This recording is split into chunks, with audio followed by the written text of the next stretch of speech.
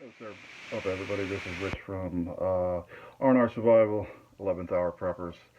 I wanted to come on here and do a quick knife review of a knife I just got the other day. My wife actually got me. It is the Ontario Old Hickory 7-inch butcher knife. Now, this knife, you're thinking, it's just a butcher knife, right? It's 1095 steel, 7-inch blade, 5-inch handle, overall about 12 inches. Full tank construction, it goes all the way through. 2 slabs of wood as a handle, hardwood it's listed as, and brass rivets, or I mean compression, actually they're compression rivets.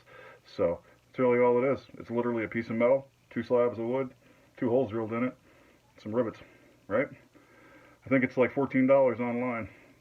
The thing about it is, the reason I wanted it is because I'm into trade knives, North American fur trade, knives like that. You know, there's like Skinners and roach bellies and French trade knives and frontier knives and rifleman's knives, belt knives. This goes on and on and on, right? So they're all from the period, actually the North American fur trades, like 1590 to 1870 or so. French started it in Canada by the St. Lawrence River Valley. They were there like in the 1500s. The Dutch actually settled in New York, in Albany, in like 1610, and they were trading. And then 1670, everybody knows the Hudson's Bay Company. They came, and then things blew up with, other companies once the, America was formed, and the Civil War was, or not the Civil War, the Revolutionary War was over, and you had like just a whole bunch of different companies popped up. American Fur Company, Pacific, there's a whole bunch of them. But anyway, this knife is pretty much a replica of a knife that was used during that time frame.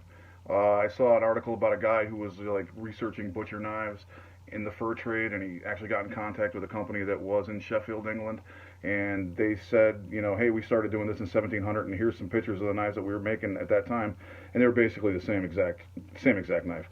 In 1832, J. Russell in Greenfield, Massachusetts, started the Green River Knife Company, and I saw a knife from his place. It was a frontier knife from the like 1840s, and literally looks like the same exact knife. I mean, the same shape. You would think it was the same knife, really. So this is historically accurate from the trade. Old Hickory was started by Ontario in 1924, and Ontario Knives has been around since 1889. All my dates are mixed up here.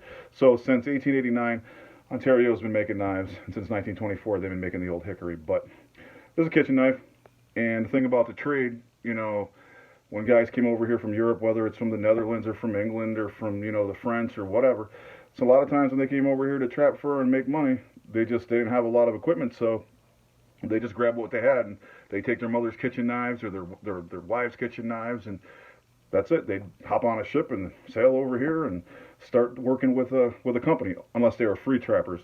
And free trappers were, dudes that didn't have any allegiance to any kind of a company, but most of them worked for a company like the Hudson's Bay Company. So a lot of them had knives like this. And the funny thing about it is Ontario actually made a knife last year. It's the 5.5-inch version of this, and they did a little bit of changes. They put like a swedge on it. It doesn't really have this uptick. This is kind of like a trailing edge. They call it a clip point, but to me it's more of a trailing because it kind of comes up. So a clip point, trailing edge, whatever you want to call it. It's kind of like that, but this right here, the swell is gone, and they kind of put a swedge right there. So it's a little bit different. It's 5.5 inches long, and they made a sheath with it because people were calling them and going, "Hey man, we love your butcher knife." Especially, it was this one too, the 7-inch one, and we use it for bushcraft. We take it out into the woods. We do all kinds of stuff with it. We're bushcrafting, we're processing food, we're doing all the same stuff that the mountain men did. People today are doing, and they called Ontario, and Ontario said, you know what? Okay, we'll make one specifically for that. It's literally the same knife except smaller, same steel, and the only thing they changed was, like I said, they put like a swedge here. That's it. And it's just funny to me because 1700, you had people coming over here taking their kitchen knives from their wives and their mothers so they could go trap fur, and today people are still doing it. They're using knives like this to go out and do whatever they're doing in the woods, bushcrafting, batoning wood, chopping wood, making feather sticks, eating food, whatever they're doing. They're still using the same knife that was used 300 years ago. So it's pretty cool. Hasn't changed, and you know what? If it hasn't changed in 300 years, you shouldn't fix it. One good thing I can say about this knife series is, in the knife industry, you know, or not in the industry, but in the knife community actually. Everybody disagrees on stuff all the time. Some people like this steel and other people hate that steel. Some people like this company and other people hate that company. I wouldn't buy a knife from them for nothing. You know what I mean? Some people like folding knives. Some people like fixed blade knives. They're arguing all the time. Some people think this company sucks and you shouldn't buy from there. Or that steel sucks or this steel's better. So that's how the knife community really is. You got knife snobs that only get high-end steel, and then people who don't really care. So the one thing that you can say, that I can say that's across the board the same, you got people that buy $400 Chris Reeves Benzes, right? And then you got guys that buy Rough Rider knives. I mean, to me, it doesn't matter what you buy. If that's what you want to buy, hey, that's all that matters, is because that makes you happy, do it. But from the high end to the low end, if you put this knife on a knife site, an EDC site or something, everybody's going to say that's a good stuff. Everybody, for some reason, they agree that the Ontario, Old Hickory butcher knife is fantastic. And like I said, if it ain't broke, don't fix it. This style of knife has been around for 300 years. Mountain men were using it, to do all the stuff that they had to do on a daily basis, and it served them well, so it serves us well too. I'm just not a 7-inch knife carrying dude. You can buy a sheath for this. They don't sell it with one, but the K-Bar 7-inch sheath will fit this. Or you can go on and just look for the Ontario 5.5 Old Hickory. It's like 23 bucks. So it's super cheap. This knife was, like I said, like $13 to $15. So super cheap, high quality knife. Good materials, made in, carbon steel, 1095. The only thing is, you got to keep it dry. You use it for food processing.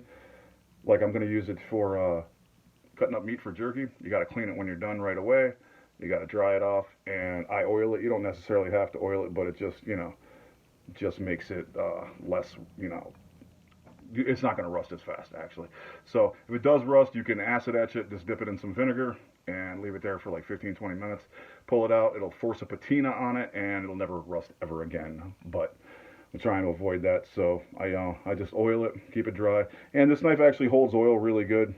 It's got these notches made and cut in it, like, they're just there so it doesn't stick to whatever you're cutting.